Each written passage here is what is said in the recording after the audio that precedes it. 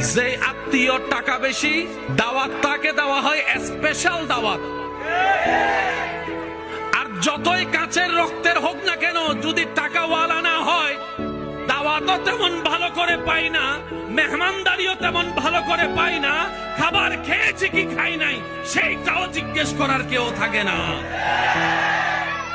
সম্পদ যদি একটু ভালো থাকে, বারবার এসে জিজ্ঞেস করবে, পায়েস খাবেন, একটু চা খাবেন, একটু একটু একটু চিনি কম দিয়ে চা এনে দিই, না ভাই আমার আর পেটে না না একটু খান না, একটু বসেন না, ওই রুমটার মধ্যে না একদম এসি আছে, আপনি ওখানে গিয়ে আরাম করুন। ওই দূরের আত্মীয়টা।